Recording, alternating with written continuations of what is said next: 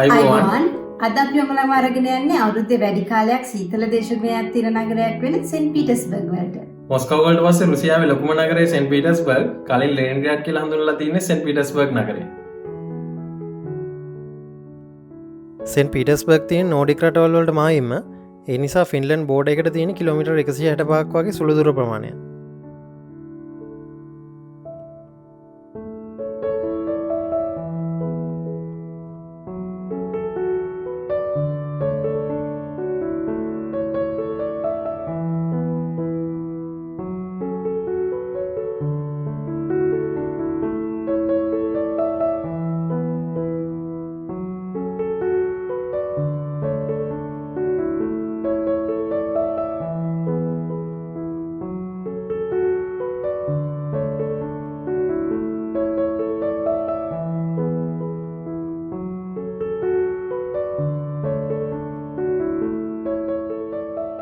ඔගලන්ට ඔය පේන නීවා කියන ගඟ තමයි ප්‍රවාහානුපාතය අතින් යුරෝප් වල 4 වෙනියට ලොකුම ගඟ. ගඟ ෆ්‍රීස් වෙලා තියෙන්නේ වින්ටර් එක නිසා.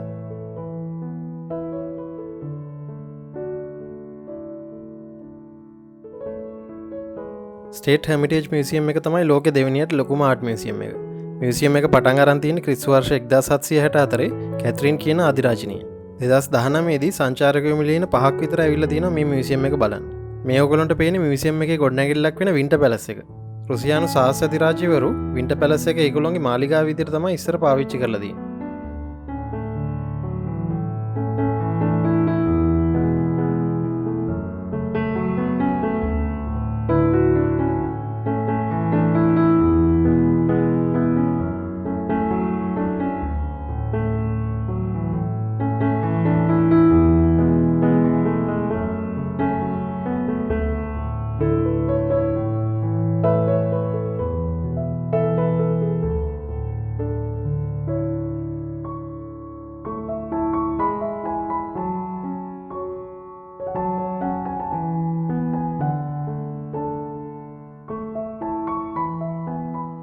සෙන්ට් පීටර්ස්බර්ග් වල බලන්න ගොඩක් පරණ ඒ වගේම වෙනස් ආකිටෙක්චර් එකක් තියෙන ලස්සන කැතඩ්‍රල්ස් තියෙනවා. අපි ගියා සෙන් ඉසාක් කැතඩ්‍රල් එක වගේම church of the saviour on Spilberg කියන කැතඩ්‍රල්ස් බලන්න.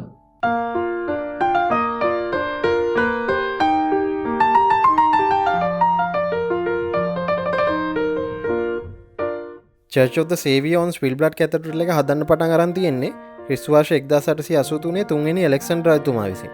මේ රජතුමාගේ තාත්තා වෙන දෙවනි ඇලෙක්සැන්ඩර් අධිරාජ්‍යව ඝාතනය කරපු භූමියේ තමයි මේ කැතඩ්‍රල් එක හදලා තියෙන රජතුමාව සිහි වෙන්න.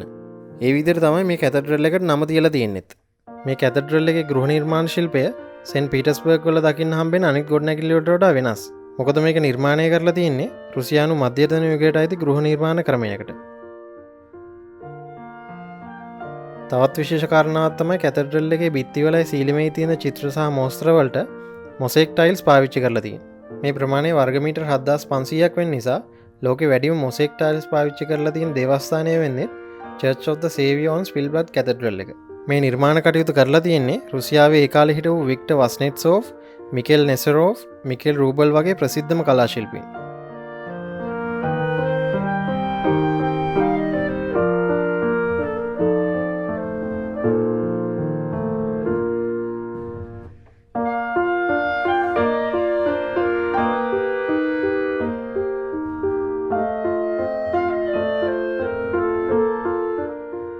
සෙන් අයිසෙක් කැතඩ්‍රල් එක හදන්න පටන් අරන් තියෙන ක්‍රිස්තු වර්ෂ 1818 හදලා ඉවර කරන්න අවුරුදු 40ක් ගිහිල්ලා තියෙනවා.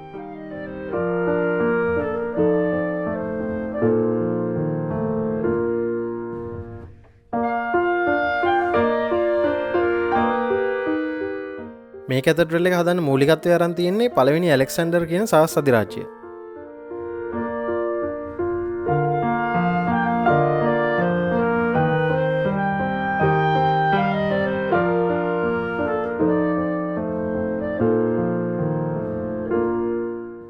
මුල් චිත්‍ර ඇඳලා තියෙන්නේ කාල් පැවලෝෂ් බ්‍රයිලෝව් සහ ඒ කාලේ හිටපු හොඳම රුසියානු චිත්‍ර ශිල්පීන්.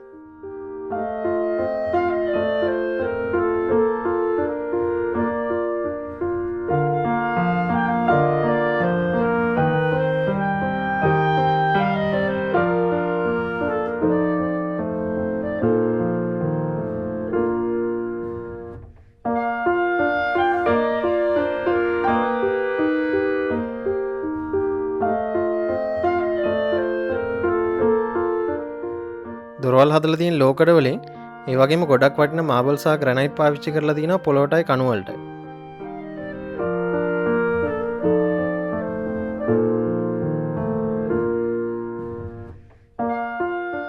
කැතඩ්‍රල් එකේ ඩෝම් එක මීටර් 101.5ක් උසයි.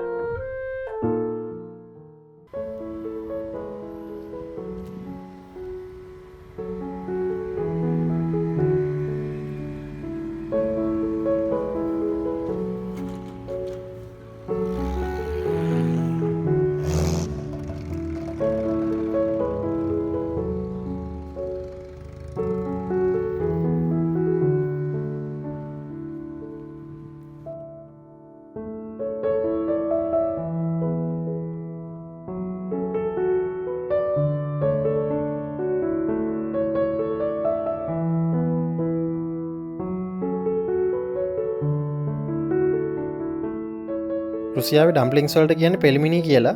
අපි රෂියන් ඩම්ප්ලින්ග්ස් try කරා සෙන්ට් පීටර්ස්බර්ග් වල තියෙන පෙලිමිනි රෙස්ටොරන්ට් එකේ. මෙතනදී ඔයගොල්ලන්ට රටවල් ගොඩක ඩම්ප්ලින්ග්ස් try කරන්න පුළුවන්.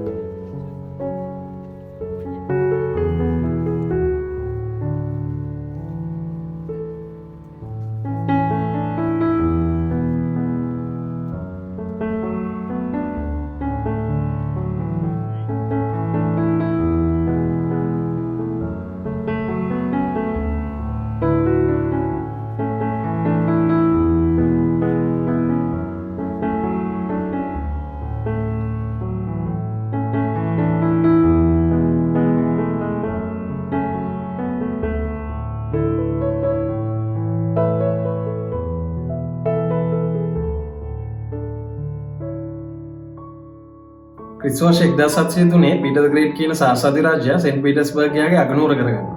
ඊට පස්සේ ක්‍රිස්තු වර්ෂ 1917 ඇතුළු රුසියානු විප්ලවය වෙනකන් සාසාධි රාජ්‍යය අගනුවර වුණේ සෙන්ට් පීටර්ස්බර්ග්. ක්‍රිස්තු වර්ෂ 1716 ස්විට්සර්ලන්ත සහ ඉතාලි සම්භවයක් තියෙන නිර්මාණ ශිල්පියෙක් වෙන ඩොමිනිකෝ ට්‍රෙසීනි සෙන්ට් පීටර්ස්බර්ග් නගරයට සැලසුමක් හදනවා. ඒ අවුරුද්දෙන් පීටර් ද ග්‍රේට් කියන අධිරාජ්‍යයා සෙන්ට් පීටර්ස්බර්ග් වල ප්‍රධාන නගර නිර්මාණ ශිල්පියා විදියට ප්‍රංශ සම්භවයක් ඇති ජීන් බැප්ටයිස් ඇලෙක්සැන්ඩර් එලිබ්ලෝන් පත් කරනවා. ඒක නිසා සෙන්ට් පීටර්ස්බර්ග් සම්පූර්ණයෙන්ම සැලසුම්කට අනුව ඉදිකරපු නගරයක් වෙනවා. සැලසුමේ කොටසක් විදියට ඇලමාර්ග ජාලයක්ම හදනවා සෙන්ට් පීටර්ස්බර්ග් වරාය නගරයක් විදියට සංවර්ධනය කරන්නයි භාණ්ඩ ප්‍රවාහනය පහසු වෙන්නේ. හැබැයි ඇලමාර්ග වින්ටර් එකේදී ඔය පෙන්වන විදියට ෆ්‍රීස් වෙලා තමයි තියෙන්නේ.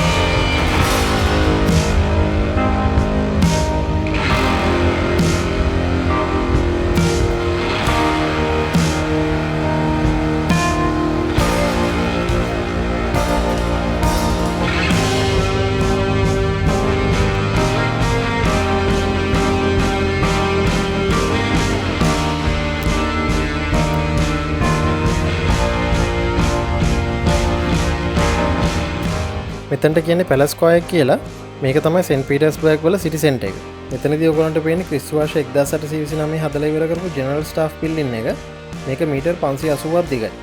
තවත් විශේෂම දෙයක් තමයි මීටර් 47.5ක් උස ඇලෙක්සැන්ඩර් කුළුණ ක්‍රිස්තු වර්ෂ 1832 මේ ග්‍රැනයිට් කුළුණ උස්සන්න මිනිස්සු 3000ක් දායක වෙලා තියෙනවා. විශේෂත්වය තමයි මේ කුළුණ ටොන් 600ක් බර නිසා පාදමට හයි වෙලා තියෙන්නේ ඒ බර උපයෝගී කරගෙන. ඒ කියන්නේ අමතර සවිකිරීමක් නැතුව. ඇලෙක්සැන්ඩර් කුළුණ ඉදි කරලා තියෙන්නේ නැපෝලියන්ට එරෙහිව යුද්ධයේදී රුසියාව ලබාගත් ජයග්‍රහණයේ සීවෙන්. සෙන්ට් පීටර්ස්බර්ග් බලන්න හොඳම විදියක් තමයි සිටි ටුවර් බස් එක. පැය 24කට වැලිඩි තින් ටිකට් එකක් යුරෝ 15ක් 20ක් අතර තමයි වෙන්නේ. පැයෙන් පැයට මේ බස් එක තියෙන හින්දා ඔයගලන්ට පුළුවන් බස් එක නවත්තන තැන් වල තියෙන ලස්සන තැන් බලලා ඊළඟ බස් එකේ නගින්න.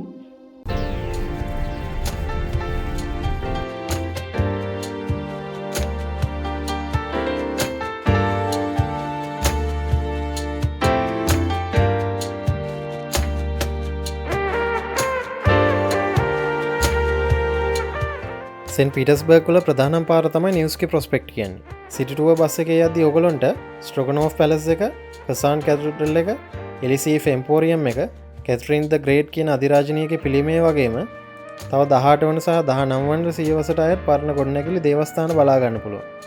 මේ ගොඩක් ගොඩනැගිලි යුරෝපියානු සම්භවයක් ඇති ගෘහ නිර්මාණ ශිල්පියෝ අතින් තමයි සැලසුම් කරලා තියෙන්නේ. සෙන්ට් පීටර්ස්බර්ග් වල තියෙන වැදගත්ම පාලමක් වෙන ඇනිකෝෆ් පාලමෙනුත් සිටි ටුවර් බස් එක යනවා.